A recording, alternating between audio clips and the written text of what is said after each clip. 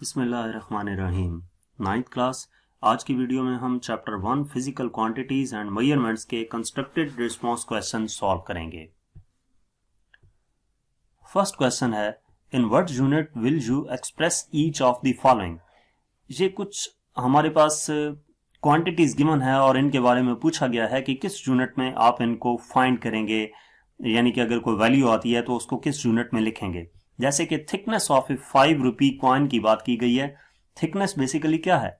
Length है। अब length का यूनिट मीटर होता है, सेंटीमीटर, किलोमीटर, काफी सारे यूनिट्स हो सकते हैं। हम प्रीफिक्सेस लगा के कोई भी यूनिट के मीटर के साथ कोई भी प्रीफिक्स लगा के लिख सकते हैं। लेकिन आपने जो इस चैप्टर के अंदर सेंटीमीटर, मीटर, किलोमीटर वगैरह पढ़े हैं, तो कौन सा यूनिट स्पेसिफिकली 5 रुपी के कॉइन को रिप्रेजेंट करेगा? तो इसके लिए बेसिकली हमारे पास कौन सा है यूनिट, वो मिलीमीटर है। ठीक है, जो कन्वीनियंट है। अदरवाइज आप कन्वर्ट करके तो उसको किलोमीटर में, सेंटीमीटर में वो आप लिख सकते हैं, लेकिन ज्यादा क्या है, मिलीमीटर है। इसके बाद लेंथ ऑफ द बुक की लेंथ मेजर करने के लिए आप डेफिनेटली सेंटीमीटर्स में मेजर करेंगे, क्योंकि सेंटीमीटर से बड़ा यूनिट जो है वो क्या है, फुट है। इंच और फीट के में आ जाता है, या सेंटीमीटर को अगर आप करें तो मीटर्स में आ जाता है। तो मीटर जो है उसमें बुक की लेंथ, आप 1 मीटर में तो काफी सारी बुक्स आ जाएंगी, 5 और 6 बुक्स आ जाएंगी 1 मीटर में। तो इसलिए लेंथ ऑफ बुक सेंटीमीटर्स में मेजर करनी है। Length of A football field, अब फुटबॉल की फील्ड जो होती है वो कई मीटर्स लंबी होती है, तो उसको मीटर्स में मेजर किया जाता है। डिस्टेंस बिटवीन 2 सिटीज, इसको हम किलोमीटर्स में मेजर करते हैं। मैस ऑफ 5 रुपी कॉइन का मैस फाइंड करने के लिए ग्राम यूज किया जाएगा। Mass of your school bag, वो किलोग्राम्स में होगा। Duration of your class period, उसको हम मिनट्स में लिखते हैं। Volume of petrol filled in tank of a car, अब कार में जो पेट्रोल फिल किया जाता है वो लीटर्स में हम फिल करवाते हैं। Time to boil 1 litre milk, 1 litre milk को बॉयल करने में टाइम कितना लगेगा, तो वो आवर्स में होगा या मिनट्स में होगा। ठीक है, तो ये आपने देखे हैं कि डिफरेंट हमें क्वांटिटीज दी गई थी और उनको हमने देखा कि कौन से यूनिट में हम उसको मेजर कर सकते हैं। नेक्स्ट हमारे पास क्वेश्चन नंबर 2 है, Why might a standard system of measurement be helpful to a tailor? एक टेलर के लिए स्टैंडर्ड सिस्टम ऑफ मेजरमेंट कैसे यूजफुल हो सकता है? स्टैंडर्ड सिस्टम ऑफ मेजरमेंट से मुराद मेजरमेंट को प्रॉपर स्टैंडर्ड रखा गया हो, यानी कि लेंथ के लिए यूनिट मीटर है तो उसको हम कैसे किसी भी चीज की मेजरमेंट के लिए यूज कर सकते हैं, तो टेलर जो है उसके लिए ये कैसे यूजफुल होता है। स्टैंडर्ड सिस्टम ऑफ मेजरमेंट जो है वो टेलर के लिए काफी ज्यादा जरूरी इसलिए होता है कि उसमें प्रॉपर एक्यूरेसी और कंसिस्टेंसी के साथ वो मेजरमेंट्स ले सकता है। जैसे कि आपको ये डायग्राम में नजर आ रहा है कि कोई भी मेजरमेंट है उसको एक्यूरेट, आपने देखा होगा कि वो मेजर करते हैं तो उसको सेंटीमीटर में मेजरमेंट लिख लेते हैं। ठीक है, तो वो बेसिकली क्या कर रहे हैं, फिजिक्स में लेंथ का यूज होने वाला यूनिट यूज कर रहे हैं, जिसकी वजह से जो भी ड्रेसिंग है उसको फिट रखने के लिए अकॉर्डिंग टू द कस्टमर उसकी लेंथ, विड्थ, जिस तरह का ड्रेस सिलवाना हो उसी तरह की ड्रेसिंग के लिए ज्यादा एक्यूरेसी और कंसिस्टेंसी के साथ टेलर्स यूज करते हैं स्टैंडर्ड सिस्टम ऑफ मेजरमेंट्स। ठीक है, ये बेसिकली एरर्स को भी रिड्यूस कर देता है और क्लाइंट जो होते हैं, जो कस्टमर्स होते हैं, उनकी तवक्को पे भी पूरा उतरता है। उन्हें जिस तरह का मेजरमेंट के साथ ड्रेस सिलवाना हो वो उसी तरीके से सिलवा सकते हैं। अगर विदाउट स्टैंडर्ड सिस्टम करते तो उसमें काफी सारे एरर्स आने की खदशा रहता और वो एक्यूरेट भी ना होते। यानी कि एक बाजू जो है अगर उसकी लेंथ कुछ और होती और दूसरे की कुछ और आ सकती थी स्टैंडर्ड ना होने की वजह से। तो यहां पे प्रॉपर स्टैंडर्ड है, इस वजह से दोनों arms equal length, equal diameter, और इसी तरह जो आप बाकी लेंथ विड्थ देखते हैं वो सारी क्या होती हैं, प्रॉपर एक्यूरेसी और कंसिस्टेंसी के साथ बनाई गई होती हैं। तो ऐसा किस तरह से मुमकिन होता है? स्टैंडर्ड सिस्टम ऑफ मेजरमेंट्स की मदद से। इसके बाद नेक्स्ट हमारे पास क्वेश्चन नंबर 3 है, minimum main scale reading of a micrometer screw gauge is 1 metre and 1 millimetre and there are 100 divisions on the circular scale. Micrometer screw gauge में जो main scale है उसकी मिनिमम मेजरमेंट 1 मिलीमीटर है, यानी कि दो lines के दरमियान गैप 1 मिलीमीटर है और सर्कुलर स्केल के ऊपर 100 डिविजन्स है। When thimble is rotated once 1 millimeter is its measurement on the main scale। जब थिम्बल को रोटेट किया जाता है तो 1 मिलीमीटर जो है वो 1 मिलीमीटर मेन स्केल पे मेजरमेंट आ जाती है। यानी कि ये हमारे पास सर्कुलर स्केल है, ये जब एक कंप्लीट रोटेशन करता है तो ये 1 मिलीमीटर आगे मूव कर जाता है राइट साइड पे। What is the least count of the instrument. अब इस इंफॉर्मेशन के मुताबिक लीस्ट काउंट लिखना है इस इंस्ट्रूमेंट का, और reading for thickness of a steel rod as shown in figure, what is the thickness of the rod. Rod की थिकनेस भी कैलकुलेट करनी है, ठीक है। ये जो हमें फिगर दी गई है क्वेश्चन के साथ, इसमें इसकी रीडिंग लिखनी है, वो रीडिंग हमें क्या देगी, थिकनेस ऑफ रॉड देगी। तो सबसे पहले हम लीस्ट काउंट का फार्मूला अप्लाई करेंगे। लीस्ट काउंट का फार्मूला हमारे पास क्या है, smallest division on main scale divided by total number of divisions on circular scale. Main scale पे स्मॉलेस्ट डिवीजन वो इस इंफॉर्मेशन में बताया गया है कि कितनी है, 1 millimetre, divided by total number of divisions भी हमें बताई गई हैं कि 100 है। तो 1 डिवाइडेड बाय 100 या 0.01 मिलीमीटर आएगा। तो कैसे हमने कैलकुलेट किया, सिंपली लीस्ट काउंट का फार्मूला अप्लाई किया, क्योंकि पहले हमें लीस्ट काउंट कैलकुलेट करना है। लीस्ट काउंट का फार्मूला अप्लाई करके उसमें वैल्यूज पुट की तो लीस्ट काउंट आ गया 0.01 मिलीमीटर। उसके बाद हमने इसकी रीडिंग लेनी है, जो हमें फिगर में स्क्रू गेज दिखाया गया है। तो रीडिंग लेने के लिए क्या करेंगे, हम प्रॉपर जो हमारे पास फार्मूला है वो यूज करेंगे। कौन सा, कि मेजरमेंट लेते वक्त main scale reading, circular scale reading और लीस्ट काउंट का मालूम होना जरूरी है। तो थिकनेस ऑफ द रॉड किसकी इक्वल होगी, main scale reading plus circular scale reading के। अब thickness main scale reading plus circular scale reading जो है वो हम कैसे लेते हैं, सर्कुलर स्केल डिवीजन को लीस्ट काउंट से मल्टीप्लाई कर देते हैं। तो अब हम जरा इसको देखते हैं। पहले हम लिखेंगे main scale reading. Main scale reading 9 millimetre है। ये हमें कैसे पता चला, आपने ये देखना है कि ये जो सर्कुलर स्केल है ये जहां तक पहुंचा है, यानी कि मेन स्केल की लास्ट लाइन कौन सी आपको नजर आ रही है, तो ये 0 है, 0.1, 0.2, 0.3, 0.4, 0.5, 0.6, 0.7, 0.8, 0.9 सेंटीमीटर है। लेकिन उसने यहां पे कहा था कि 1 मिलीमीटर स्मॉलेस्ट डिवीजन है दो लाइंस के दरमियान। इसका मतलब है 0 के बाद ये 1 मिलीमीटर है, 2 मिलीमीटर, 3 मिलीमीटर, 4, 5, 6, 7, 8, 9। तो ये 9 मिलीमीटर आपके मेन स्केल रीडिंग आ गई, प्लस सर्कुलर स्केल डिवीजन, वो लाइन जो इस इंडेक्स लाइन के बिल्कुल बराबर आ चुकी है, वो हमारे पास 70 है। तो 70 लिख दी, मल्टीप्लाई बाय लीस्ट काउंट हमारे पास कितना था, 0.01 मिलीमीटर। तो इस 0.01 को 70 से मल्टीप्लाई करेंगे, 0.7 आ जाएगा। इसको 9 में ऐड करेंगे तो थिकनेस आ जाएगी 9.7 मिलीमीटर। ये थिकनेस ऑफ द रॉड है जो कि हमें कैलकुलेट करने को कहा गया था। इसके बाद नेक्स्ट क्वेश्चन नंबर 4 है, you are providing a metre scale and bundle of pencils, how can the diameter of a pencil be measured by using the meter scale with the same precision as that of vernier calipers, describe briefly। अच्छा, question में ये कहा गया है कि एक metre scale दे दिया गया है और एक बंडल ऑफ पेंसिल्स है। अब इस मीटर स्केल की मदद से आप इस बंडल ऑफ पेंसिल्स की में से जो एक पेंसिल है उसका डायमीटर कैसे कैलकुलेट करेंगे up to the precision of vernier callipers. तो सबसे पहले ये जो आपके पास बंडल गिवन होगा, इसमें से एक पेंसिल का डायमीटर कैलकुलेट करने के लिए आप क्या करेंगे, इस बंडल को टाइटली पैक करेंगे सिंगल रो में। यानी कि इस बंडल को ना आप ओपन करके इन पेंसिल्स को एक दूसरे के करीब जोड़ के स्ट्रेट लाइन में रख देंगे। स्ट्रेट लाइन में रखने के बाद आप इनकी लेंथ कैलकुलेट कर लेंगे एक सिरे से दूसरे सिरे तक इस मीटर स्केल की मदद से। मीटर स्केल से जब उसकी लेंथ मेजर हो जाए तो आपने क्या करना है, उस टोटल लेंथ को टोटल नंबर ऑफ पेंसिल्स पे डिवाइड करेंगे तो हमारे पास क्या आ जाएगा, एक पेंसिल का डायमीटर आ जाएगा।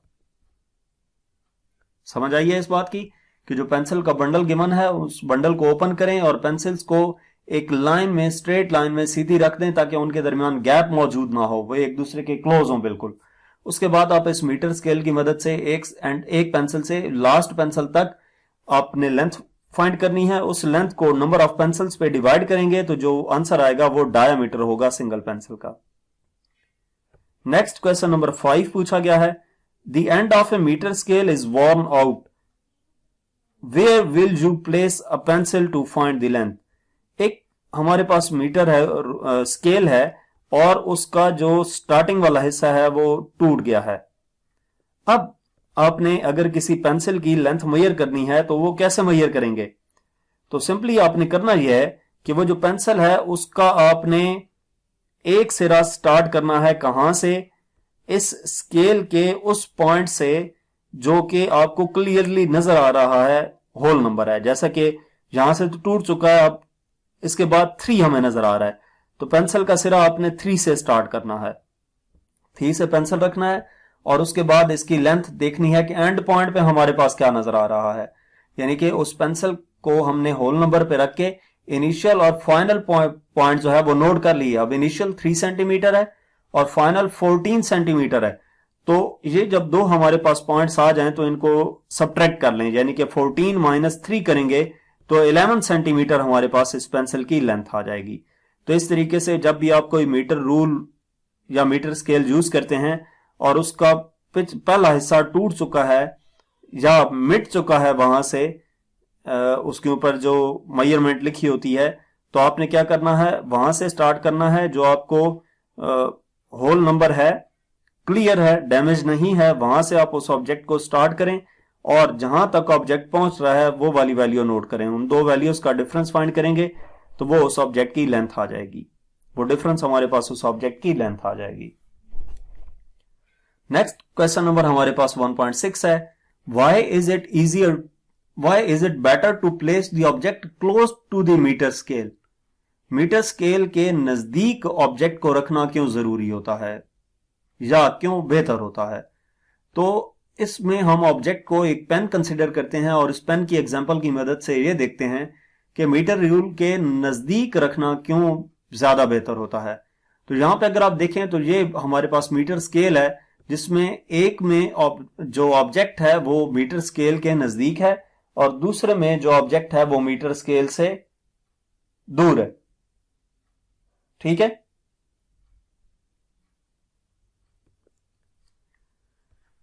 एक मीटर स्केल के करीब है और दूसरा मीटर स्केल से दूर है।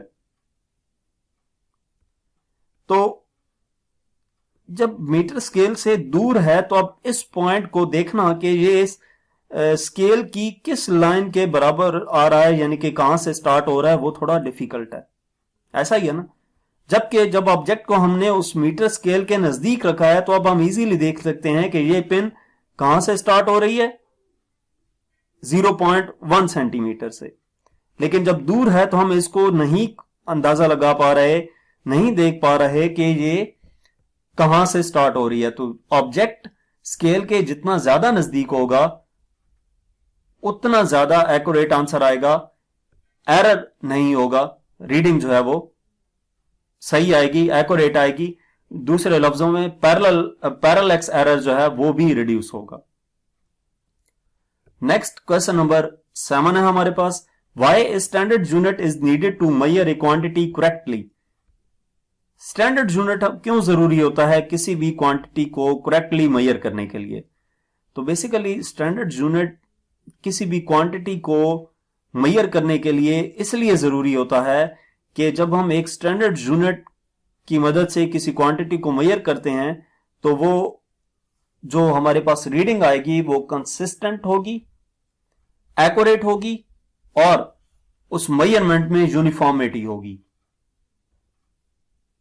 स्टैंडर्ड यूनिट अगर हम यूज नहीं करते तो जो मेजरमेंट है वो वैरी करेगी depending on the tool we are using. किस डिवाइस की मदद से उस मेजरमेंट को हम मेजर कर रहे हैं या किस यूनिट में मेजर कर रहे हैं, ये दो चीजें बहुत फैक्टर करती हैं।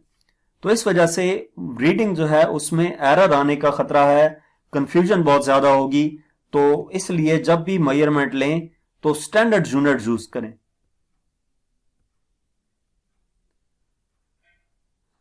स्टैंडर्ड यूनिट से मुराद लेंथ के लिए मीटर यूज किया गया है, टाइम के लिए सेकंड यूज किया गया है, जो ऐसा यूनिट्स है ना उनकी बात की जा रही है। नेक्स्ट हमारे पास क्वेश्चन नंबर 8 है, suggest some natural phenomena that could serve as a reasonable accurate time standard. के कुछ नेचुरल फिनोमेना बताने हैं जिनको हम एक्यूरेट टाइम स्टैंडर्ड के तौर पर यूज कर सकते हैं। तो some natural phenomena that could serve as accurate time standards include rotation of Earth around the sun. Earth जो है वो रोटेट करती है सन के अक्रॉस, तो वो 365 डेज में रोटेट होती है।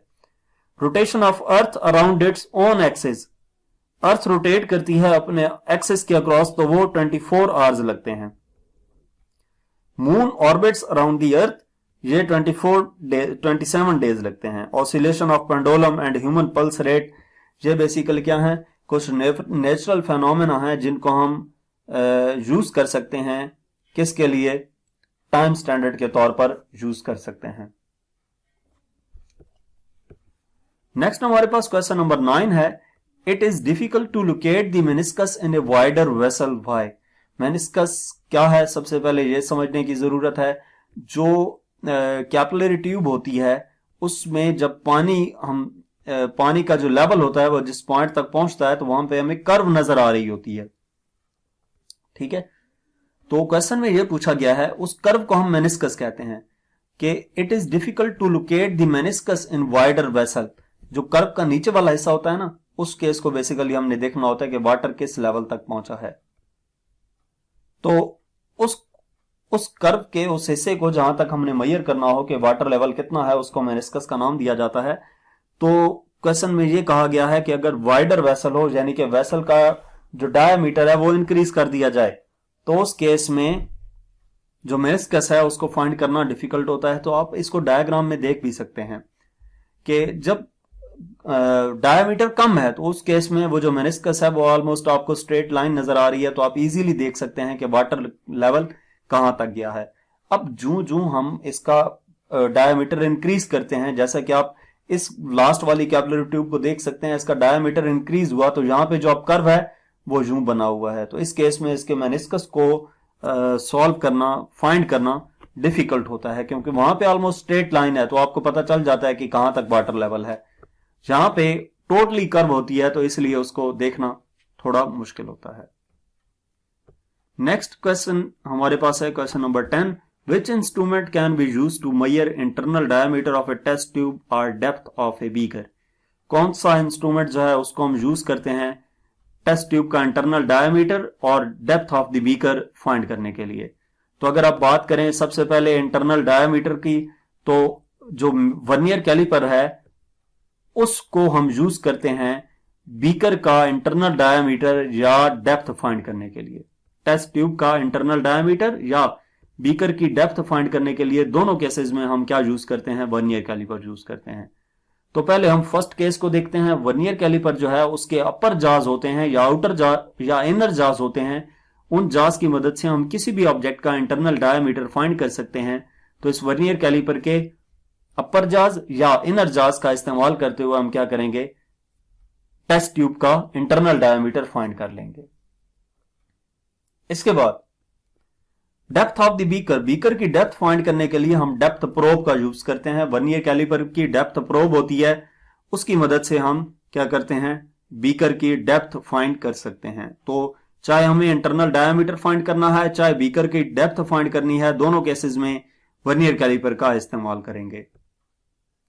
तो यहां तक हमारे पास इस चैप्टर के कंस्ट्रक्टेड बेस्ड क्वेश्चन से मजीद जो आपके एक्सरसाइज के क्वेश्चंस हैं, न्यूमेरिकल प्रॉब्लम्स हैं, देखने के लिए हमारा चैनल विजिट करें। इसके अलावा अगर आप past papers, practical based assessment या पीबीए से रिलेटेड वीडियोस देखना चाहते हैं तो हमारा चैनल सब्सक्राइब करें। Thank you.